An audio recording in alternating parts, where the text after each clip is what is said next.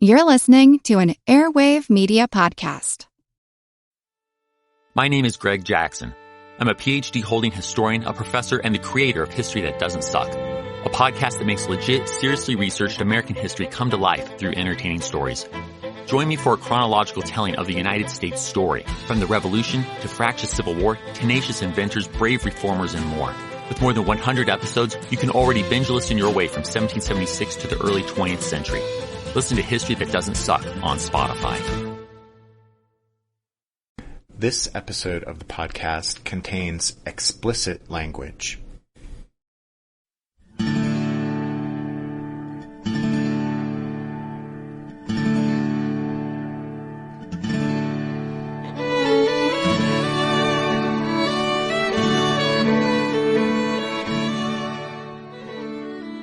Hey everyone, welcome to the 37th episode of our Civil War podcast. My name is Rich. And I'm Tracy. Hello y'all, thanks for tuning into the podcast.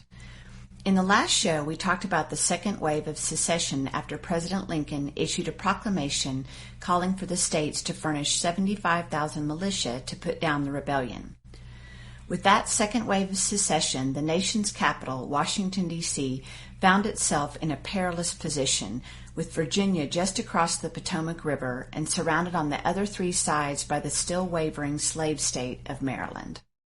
Obviously, Maryland's geographic location made the state's situation a matter of immediate and direct concern for the Lincoln administration, especially since Maryland had always fashioned a distinctly Southern image for itself, and the city of Baltimore took inordinate pride in its pro-Southern sympathies.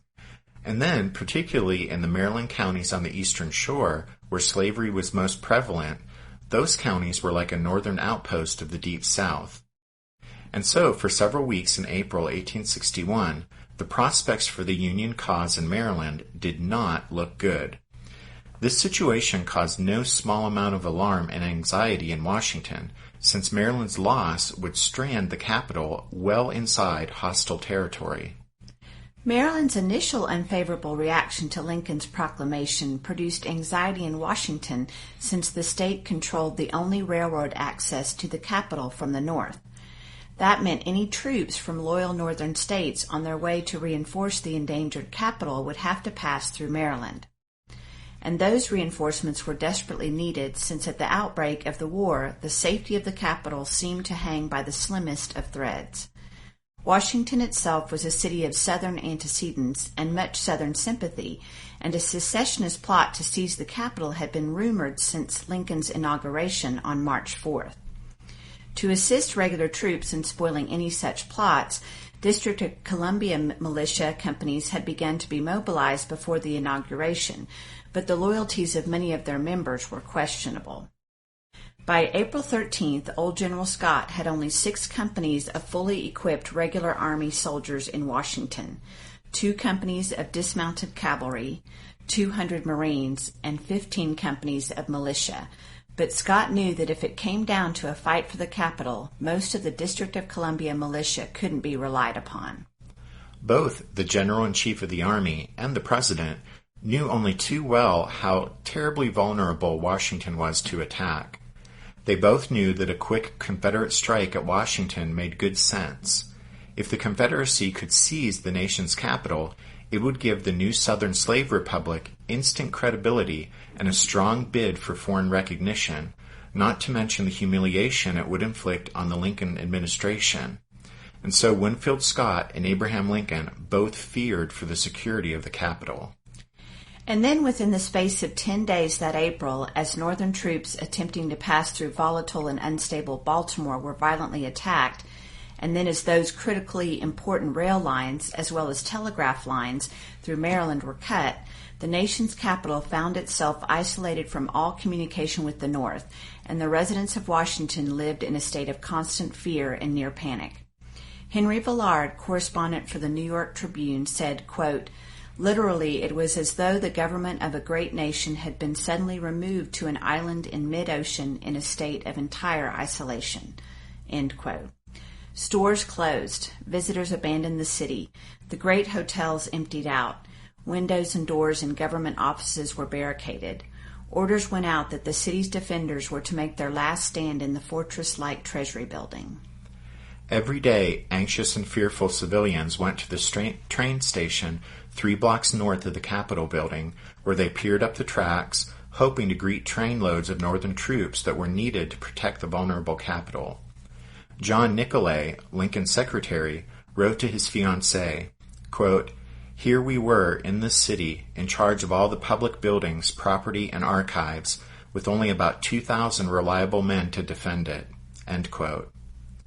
And speaking later of those anxious days in an isolated Washington, Abraham Lincoln would say, quote, "On the 12th day of April, 1861, the insurgents committed the flagrant act of civil war by the bombardment and capture of Fort Sumter. Immediately afterward, all the roads and avenues to this city were obstructed, and the Capitol was put into the condition of a siege." End quote. In New York City, the diarist George Templeton Strong wrote, "No dispatches from Washington. People talk darkly of its being attacked before our reinforcements come to the rescue, and everyone said we must not be surprised by news that Lincoln and Seward and all the administration are prisoners."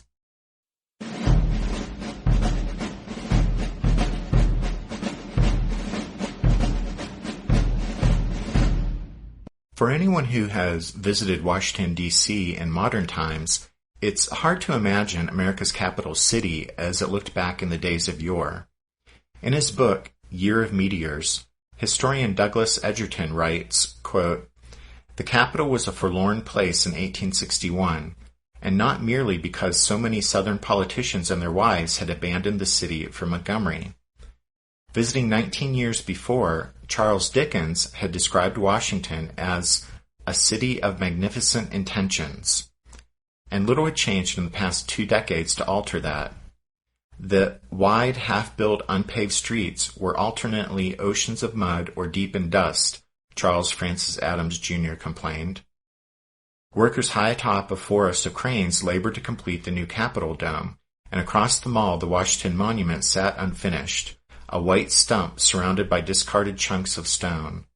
Both ongoing projects, some visitors reflected, were apt metaphors for the broken, half-completed Union. End quote.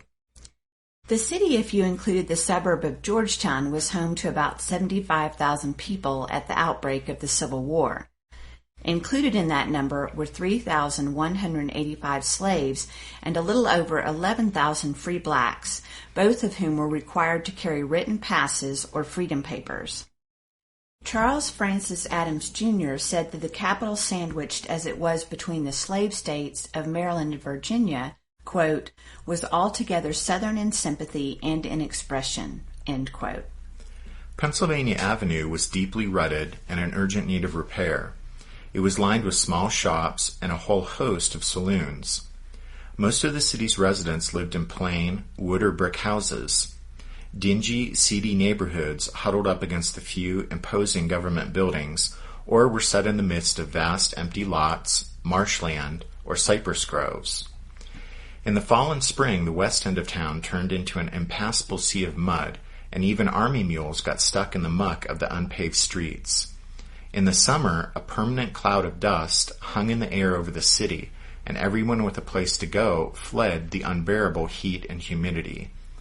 The whole place reminded the reporter Henry Villard of an overgrown village with, quote, "a distinctly southern air of indolence and sloth," end quote. But, be it ever so humble, in April of 1861, Washington, D.C. was both symbol of the Union and seat of the federal government. And so, depending on your leanings and sympathies, it was either a prize to be captured or a crown jewel to be safeguarded. As wild rumors of imminent invasion swept through Washington, thousands upon thousands of men in the loyal northern states were flocking to the colors. Almost every state quickly exceeded its quota of volunteers, but getting the troops to Washington was another matter. It would take time to train and equip the raw volunteers rushing to arms, so the first troops to respond to Abraham Lincoln's call for soldiers would of necessity have to be from already existing militia units.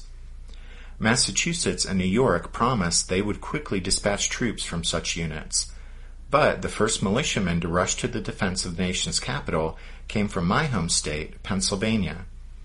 On April 15th, the day Lincoln issued his proclamation calling for 75,000 militia to suppress the rebellion, he sent a special appeal for troops to defend the capital to his friend and political ally, Pennsylvania's Republican Governor, Andrew G. Curtin. And Curtin assured the president that he had one regiment, the 1st Pennsylvania, all ready for a quick departure. Curtin said that the regiment would move to Harrisburg on the 17th, depart for Washington on the morning of the 18th, and arrive in the capital that same afternoon. The 1st Pennsylvania was composed of 5 militia companies: the Washington Artillery, National Light Infantry, Ringgold Light Artillery, Logan Guards, and Allentown National Light Infantry. Their trip by rail to the nation's capital would be a relatively short one. The first leg would cover 80 miles from Harrisburg to Baltimore, where they would change trains, and then another 40 miles from Baltimore to Washington. The men had been warned about Baltimore's pro-Confederate sympathies, though, and were told to expect trouble as they passed through the city. Accompanying Captain James Wren, commander of the Washington Artillery from Pottsville, was his servant, a 65-year-old African-American man named Nick Biddle. Biddle often accompanied Wren while the artillery unit was drilling, acting as the captain's orderly, and in recognition of his service with the unit, he had been given a uniform to wear. Some of the Pennsylvania militiamen, aware that there could be trouble as they passed through Baltimore, asked Biddle if he were afraid of the rowdies waiting for them in the city, and jokingly warned him that the secessionists may catch him and sell him down in Georgia. The white militiamen may have been joking, but Nick Biddle, who had been born a slave and escaped to freedom on the Underground Railroad, had a real reason to fear the journey through Maryland, but he replied seriously that he was going to Washington trusting in the Lord and that he wouldn't be scared away by the devil himself. Some of the militiamen were worried, however, since very few carried any weapons. They had been ordered to store their muskets at their respective armories before departing for Harrisburg, and then they would be issued new guns when they arrived at the state capital. But it turned out the Harrisburg Armory had few available rifles, and so most of the men of the 1st Pennsylvania set off on their journey to Washington unarmed. Many of them were angry about this, and quite rightly, especially after they were told that they could expect trouble while passing through Baltimore. Fortunately, traveling on the same train as the militiamen were 40 well-armed soldiers of the regular army, on their way from the barracks at Carlisle, Pennsylvania, to Baltimore to reinforce Fort McHenry. The Baltimoreans had received advance word about the Pennsylvania militiamen's arrival, and so thousands of pro-Confederate citizens had turned out to meet the Pennsylvanians when their train stopped at the Bolton station. Now, it's important to remember that no trains actually ran directly through Baltimore. We mentioned this back when we talked about President-elect Lincoln's middle-of-the-night passage through the city with Allan Pinkerton. But if you guys don't remember, well, train passengers had to disembark on one side of Baltimore at the station where they arrived, and then proceed on foot or by carriage or whatever to another station on the other side of the city where they would catch another train and resume their journey. Or train cars could be decoupled at one station, towed slowly through the streets of Baltimore by a team of horses, and then the cars would be connected to another engine and resume the trip. But anyway, the Pennsylvania militiamen would be disembarking from their train and marching through the city to the other train station where they'd continue their trip to Washington. What's something you learned in history class that you feel wasn't the whole truth? Better yet, what's something you didn't learn at all that was omitted completely? That's what I'd like to call redacted history. I believe that all history, no matter how good or bad, needs to be told. There are wars, massacres, battles, and entire historical events that are just not in our school's history books. Have you ever heard of Mary Bowser? I didn't think so. My name is Andre White, the host of the Redacted History Podcast, the place where history's forgotten events, heroes, and villains get their story told, one episode at a time. So come huddle around the campfire with me and get ready to hear the stories that you were robbed of. And get comfortable. We're going to be here a while. The Redacted History Podcast. Real history never dies. Stream the Redacted History podcast on Apple Podcasts, Spotify, or wherever else you get your podcasts. History never says goodbye. It just says, see you later. Edward Galeano was right when he said that. Events keep happening over and over again in some form. And that's the reason I produced the podcast, My History Can Beat Up Your Politics. What is it? We take stories of history and apply them to the events of today to help you, perhaps, understand them better. We are also part of Airwave Media Network. I've been doing the program since 2006. That's a long time, and the show has a long name. My History Can Beat Up Your Politics. Find me wherever you get podcasts.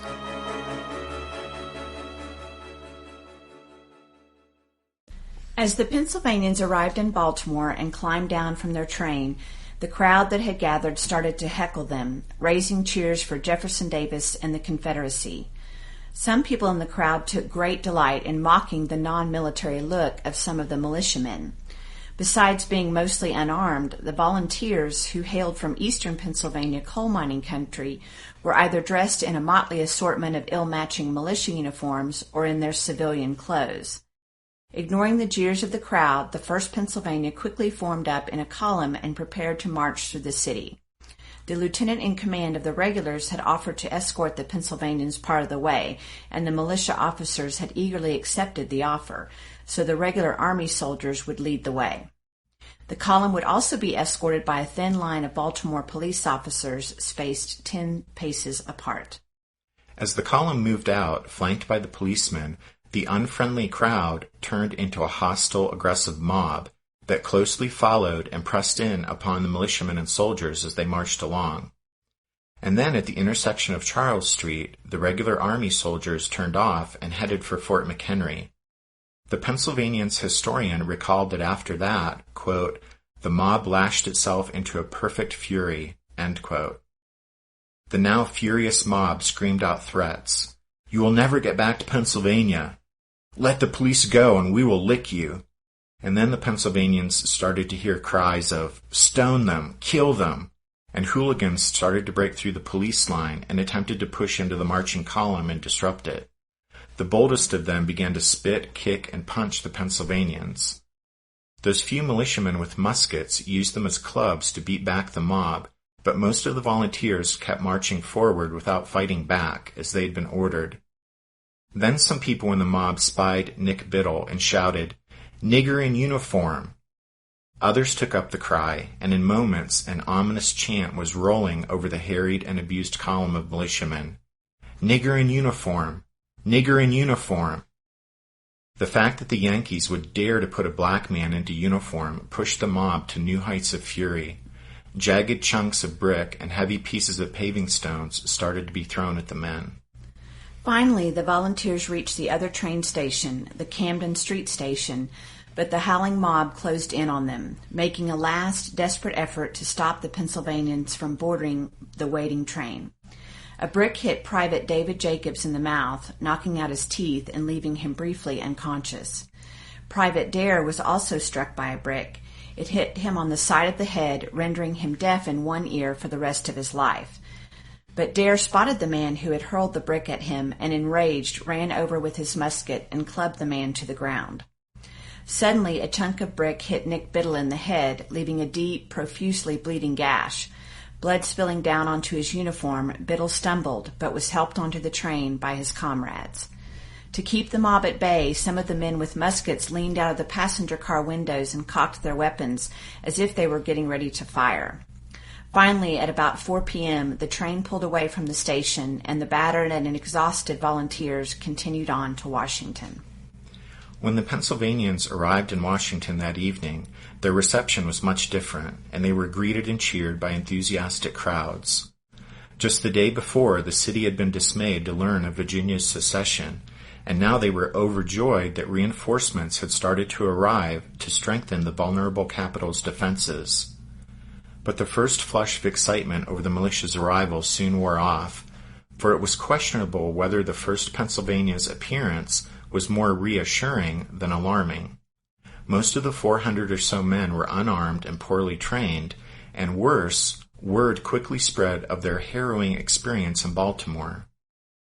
Nevertheless, the Pennsylvania Volunteers were welcomed and honored for their prompt response to Abraham Lincoln's call to arms. Since there were no barracks in the city, the men were quartered in the north wing of the Capitol building. A grateful Lincoln went up to the Capitol to personally thank the Pennsylvanians. The president supposedly shook hands with Nick Biddle and encouraged him to seek medical care, but Biddle refused, wanting to stay close to Captain Wren and the rest of the company from Pottsville. Wren, Biddle, and the men of the Washington Artillery remained in the Capitol area until their 90-day enlistment expired, and then they went home. Many of the men would re-enlist and form Company B of the 48th Pennsylvania, and would have a role in digging the mine shaft at Petersburg, Virginia, that led to the Battle of the Crater in July 1864. But Nick Biddle had seen enough of soldiering to last him a lifetime, and he would stay at home in Pottsville for the rest of the war. He would die in 1876. To the end of his days, Biddle considered the scar on his head to be his military badge of honor.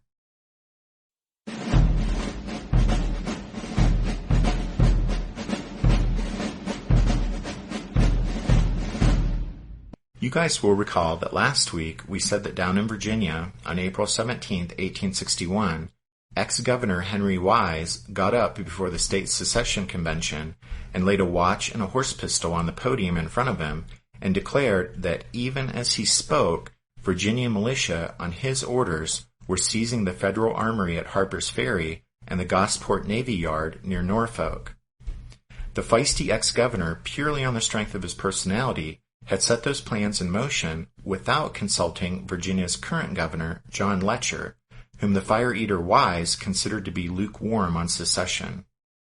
Wise had met with militia officers on April 16th and made plans to seize the armory and navy yard, and so on April 18th, the day after the passage of Virginia's secession ordinance, Letcher belatedly approved the hostile moves.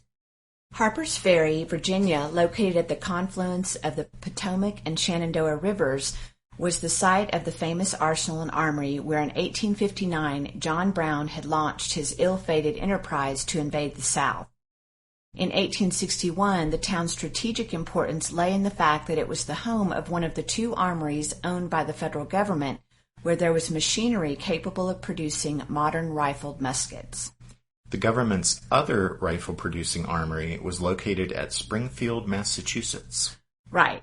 So at Harper's Ferry, the armory and arsenal were under the protection of First Lieutenant Roger Jones of the U.S. Army. Jones had less than 50 soldiers under his command with which to defend the federal works. On April 18th, Lieutenant Jones learned that Virginia militia was gathering at Halltown, just 4 miles away. Jones, knowing it would be futile to resist any sizable number of militia with his small garrison, immediately set his tiny command to work preparing the armory and arsenal for destruction. He made sure the 15,000 crated muskets were surrounded by flammables. It took all day for Jones and his men, assisted by some of the arsenal's civilian workmen, to complete their preparations, and then the lieutenant set men out along the main road to act as pickets and warn of any approaching enemy force. Meanwhile, at Halltown, between 300 and 400 militiamen had gathered, supported by the Staunton Artillery, a battery of 6 guns commanded by John Daniel Imboden. The little army started off down the road toward Harper's Ferry at about 8 o'clock on the evening of April 18th. One member of the group later described the scene, recalling, quote, "The stars twinkled clear and chill overhead, and one could hear the measured tread of men and the occasional half-whispered word of command." End quote. Despite being challenged several times by Jones's pickets, the militia pressed ahead through the darkness. About 10 o'clock, a sentry ran up to Lieutenant Jones and reported that the militiamen were only a short distance away. Jones ordered torches applied to the trails of gunpowder that led to the combustibles and barrels of powder that had been placed around the crates of rifles and the important machinery. With the arsenal and armory ablaze, Jones and his men set off northward, marching across the Potomac Bridge and heading for the Army barracks at Carlisle, Pennsylvania, over 80 miles away. Marching into Harper's Ferry as the buildings at the federal works burst into flames, the Virginia militiamen, helped by some of the armory's workmen, eventually doused the flames and were able to save a significant amount of valuable material, including 4,000 muskets and most of the machinery. In fact, the rifle-making machinery was promptly shipped to Richmond, where it soon began churning out weapons for the Confederacy. When news of the fall of Harper's Ferry reached Washington the next day, April 19th, the capital continued on its roller coaster ride of emotions. On the 17th, they'd been dismayed to learn of Virginia's secession. Then on the 18th, they'd been thrilled to greet the men of the 1st Pennsylvania. But now, that joy quickly evaporated in the face of the news that hostile, well-armed Confederates were in control of Harper's Ferry, which was just a short 2-hour train ride from the nation's vulnerable capital. In addition, the worried people in the capital knew that while the 1st Pennsylvania had been roughly handled on its way through volatile Baltimore, the next regiment on its way to Washington, the 6th Massachusetts, would probably not be so lucky. And indeed, as we'll see next time, by the time the Bay Staters fight their way through Baltimore, both soldiers and civilians will lie dead in the city's streets, and behind the 6th Massachusetts, a fully stirred-up Maryland will cut the rail lines and telegraph lines that are Washington's only links with the North.